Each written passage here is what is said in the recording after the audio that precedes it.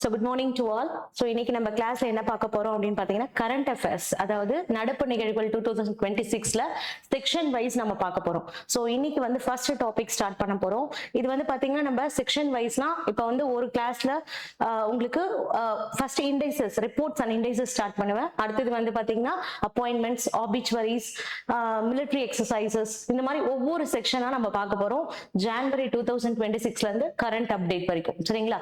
So இன்னைக்கு நம்ம just ஒரே ஒரு இண்டெக்ஸ் மட்டும் பார்க்க போறோம். சோ இன்னைக்கு என்ன பார்க்க போறோம்? ஆர் யூ ஹாப்பி அப்படின்னு ஏன் ஸ்டார்ட் பண்ணிருக்கோம்னா, சோ நம்ம பார்க்க போறது வேர்ல்ட் ஹாப்பினஸ் இண்டெக்ஸ். ஓகேங்களா?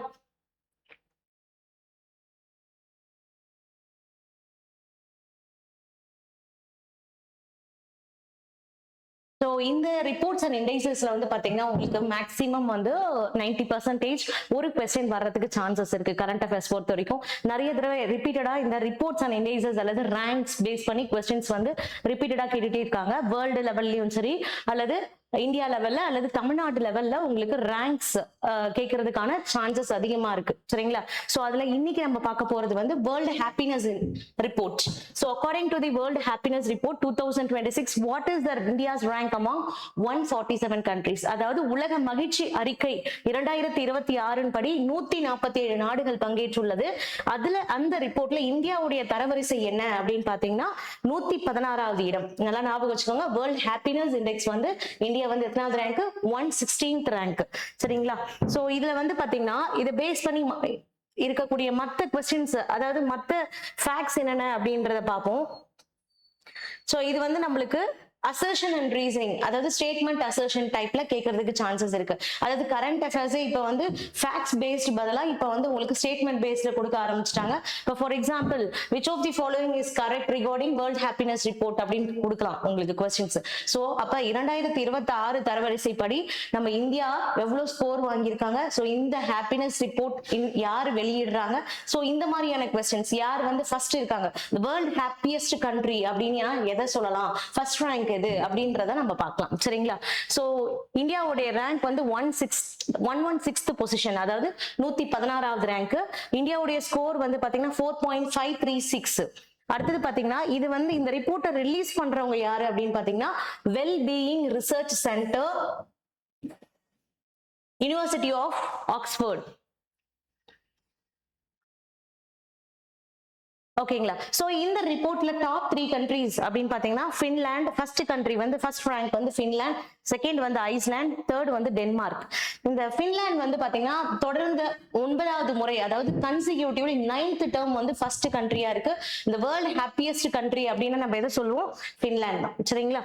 சோ நெய்பரிங் கண்ட்ரி, சோ நம்மளுடைய நட்பு நாடுகள் இல்லையா? சோ என்னென்ன நாடுகள் இருக்கு இல்லையா?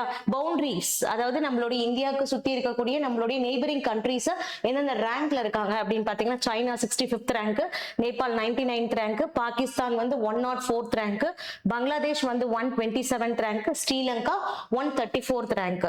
சோ இந்த இண்டெக்ஸ் எதை பேஸ் பண்ணி நம்மளுக்கு வெளியிடுறாங்க? வெல் பீயிங் ரிசர்ச் சென்டர் சொன்ன இல்லையா?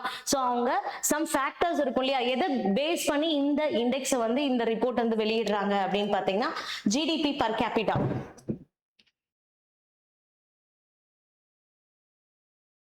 சோ ஜிடிபி பர் கேபிட்டா, அதாவது தனிநபர் வருமானம், ஓகேங்களா? மொத்த உள்நாட்டு உற்பத்தி அல்லது தனிநபர் வருமானம் சொல்லுவோம் இல்லையா? சோ அதை பேஸ் பண்ணி அடுத்தது சோசியல் சப்போர்ட், சமூக ஆதரவு, அடுத்தது லைஃப் எக்ஸ்பெக்டன்சி, சராசரி ஆயுட்காலம், அடுத்து ஃப்ரீடம், தனிநபர் சுதந்திரம், அடுத்தது ஜெனராசிட்டி, தாராள மனப்பான்மை மற்றும் கொடை உணர்வு, அடுத்து கரப்ஷன் பெர்செப்ஷன், அதாவது ஊழல் குறித்த மக்களினுடைய பார்வை. சோ இதை பேஸ் பண்ணி தான் இந்த ஹாப்பினஸ் இண்டெக்ஸ், அதாவது மகிழ்ச்சி குறியீடை வந்து வெல் பீயிங் ரிசர்ச் இன்ஸ்டிடியூட் வந்து வெளியிடுறாங்க. சோ இதுல வந்து எப்படி கொஸ்டின்ஸ் கேட்கலாம் அப்படின்னு பாத்தீங்கன்னா, எதை பேஸ் பண்ணி வேர்ல்டு ஹாப்பினஸ் ரிப்போர்ட் வந்து வெளியிடுறாங்க அப்படின்னு சொல்லிட்டு இதுல ஆட் ஒன் அவுட் எது அப்படின்னு கேட்பாங்க. சோ அந்த ஃபேக்டர்ஸ் என்னென்ன அப்படின்றது தெரிஞ்சு வச்சுக்கோங்க. சோ நம்ம எப்படி ஹியூமன் டெவலப்மெண்ட் இண்டெக்ஸ்ல ரிப்பீட்டடா அந்த 3 கொஸ்டின்ஸ் கேட்டுட்டே இருக்காங்க இல்லையா? So human development index base பண்ணி உங்களுக்கு நிறைய தடவை கேட்டிருக்கு, எதை பொறுத்து அதை வந்து வெளியிடுறாங்க அப்படின்னா life expectancy, education, per capita income சொல்லுவோம் இல்லையா? அதே மாதிரிதான் நம்மளுடைய மகிழ்ச்சி குறியீடு பேஸ் பண்ணி இருக்கக்கூடிய ஃபேக்டர்ஸ் இதுதான், சரிங்களா? Okay okay. So world happiness index பார்த்தோம் இல்லையா? இப்ப ஹாப்பினஸ் பேஸ் பண்ணி இருக்கக்கூடிய மத்த டிஎன்பிசி கொஸ்டின்ஸ் என்னென்ன இருக்கு அப்படின்றத நம்ம பார்க்க போறோம். சரிங்களா? ஜஸ்ட் ஒரு ஸ்மால் எக்ஸ்பிளனேஷன் தான் பார்க்க போறோம். அதாவது இவர் என்னென்ன கொஸ்டின்ஸ்லாம் ஹாப்பினஸ் மகிழ்ச்சியை பேஸ் பண்ணி நம்மளுக்கு டிஎன்பிசி தேர்வுல கேட்கக்கூடிய அளவுல இருக்கக்கூடிய கொஸ்டின்ஸ் என்னென்ன அப்படின்றத பார்க்க போறோம்.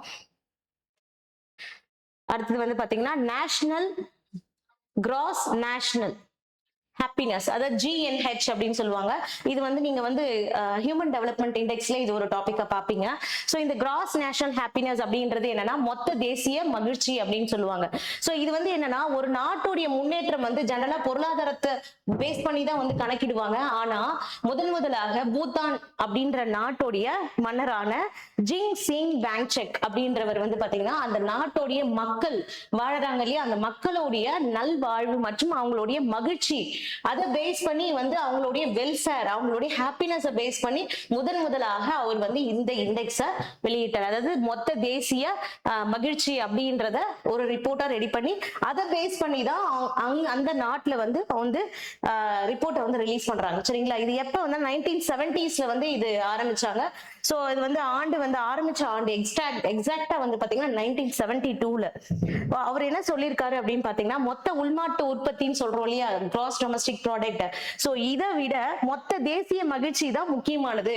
சோ ஒரு நாட்டோடைய பொருளாதார முன்னேற்றம் கம்பேர் பண்ணும்போது அந்த நாட்டுல வாழக்கூடிய மக்களுடைய மகிழ்ச்சி மற்றும் அவங்களுடைய நலவாழ்வு, அதாவது வெல்ஃபேர் அப்படின்றது ரொம்ப இம்பார்ட்டன்ட் அப்படின்றது பூட்டான் மன்னனுடைய கூற்று.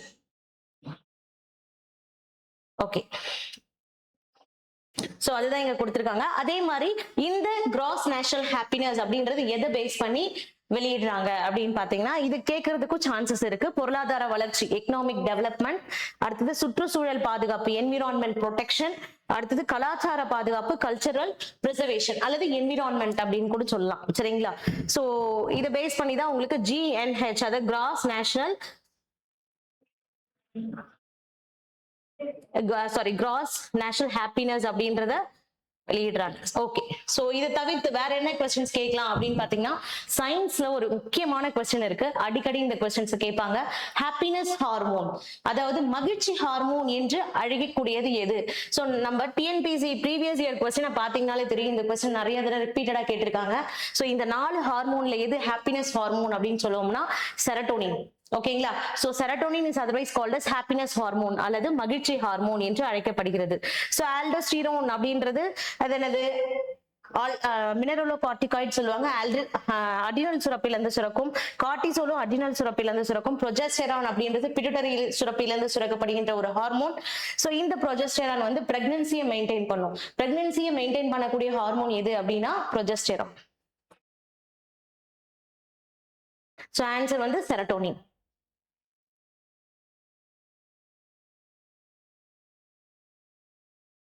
சோ நெக்ஸ்ட் வந்து தேர்வுகள்ல இந்த மாதிரி ஹார்மோன் பேஸ் பண்ணி பொதுவாக நிறைய கொஸ்டின்ஸ் கேட்டுட்டே இருக்காங்க. அடிக்கடி கேட்கக்கூடிய கொஸ்டின்ஸ் எல்லாம் நம்ம இங்க பாத்திருக்கோம். அதுக்கு ரிலேட்டடா இருக்கக்கூடிய கொஸ்டின்ஸ். சோ மகிழ்ச்சி ஹார்மோன் அப்படின்னா செரட்டோனின். ஆக்சிடோசின் அப்படின்னா அன்பு அல்லது பிணைப்பு hormone, love or bonding hormone அப்படின்னு சொல்லுவாங்க. அப்படி இல்லைன்னா ஆக்சிடோசின் வந்து என்னன்னு சொல்லுவாங்க. முதல்ல இந்த ஆக்சிடோசின் எங்க இருந்து சுரக்கும் அப்படின்னா பிட்யூட்டரி சுரப்பி. ஓகேங்களா? நம்மளுடைய மூளையில ஹைப்போதலாமஸ் அப்படின்னு ஒரு பகுதி இருக்கு முன் மூளையில.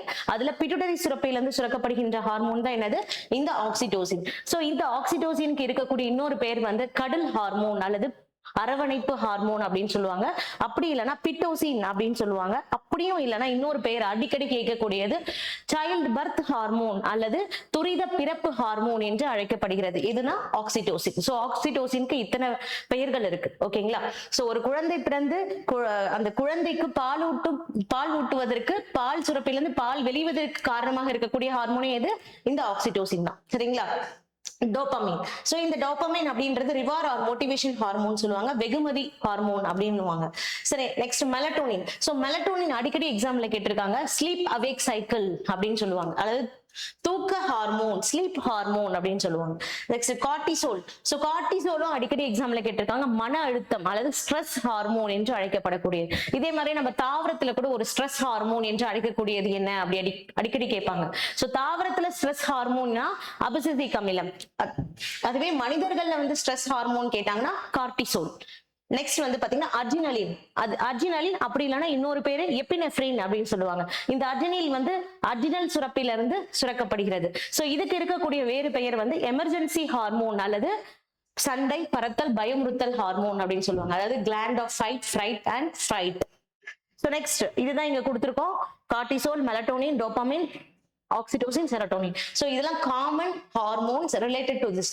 ஸோ ஹாப்பினஸ் பார்த்தோம், வேர்ல்டு ஹாப்பினஸ் இண்டெக்ஸ், அதுக்கு ரிலேட்டடா இருக்கக்கூடிய மற்ற கொஸ்டின்ஸ் பார்த்தோம். ஸோ இது தவிர்த்துல இதுல வேற என்ன கொஸ்டின்ஸ் ஹாப்பினஸ் பேஸ் பண்ணி கேட்கலாம் அப்படின்னு பாத்தீங்கன்னா, international day of happiness. So international day of happiness எப்ப கொண்டாடப்படுகிறதுனா மார்ச் 20 கொண்டாடப்படுது. 2013ல இருந்து இது கொண்டாடுறோம். யூஎன் ஜெனரல் அசம்பிளி, ஓகேங்களா. ஸோ ஐநாவுடைய ஜெனரல் அசம்பிளி அதாவது பொது சபை அவங்க தான் வந்து இந்த இன்டர்நேஷனல் டே ஆஃப் ஹாப்பினஸ் வந்து கொண்டாடுறாங்க, சரிங்களா. இந்த வருஷத்துக்கான தீம் 2026க்கான தீம் என்ன அப்படின்றத பாத்துக்கோங்க. இது கேட்கறதுக்கு சான்சஸ் இருக்கு, சரிங்களா. ஸோ இதோட நெக்ஸ்ட் இண்டெக்ஸ் நாளைக்கு பார்க்கலாம். தேங்க்யூ. ஸோ இந்த மாதிரியான வீடியோ உங்களுக்கு இன்ட்ரெஸ்டா இருக்குன்னா நம்ம பார்க்கலாம். ஸோ அதாவது ஒரு கொஸ்டின் அதுக்கு ரிலேட்டடா இருக்கக்கூடிய எல்லா கொஸ்டின்ஸும் ஒரே இடத்துல பார்த்துக்கலாம், எல்லா சப்ஜெக்ட்ல கேட்கக்கூடிய கொஸ்டின்ஸ். ஸோ இதுக்கப்புறம் அடுத்தடுத்த இண்டெக்ஸ், டெரரிசம் இண்டெக்ஸ்னா என்ன, ஓகேங்களா. சோ அடுத்து என்னென்ன இண்டெக்ஸ் இருக்கு, important index, corruption perception index, இந்த மாதிரி நிறைய ரேங்க்ஸ் அண்ட் ரிப்போர்ட்ஸ் இருக்கு. அடுத்த வீடியோல நம்ம பார்க்கலாம். தேங்க்யூ.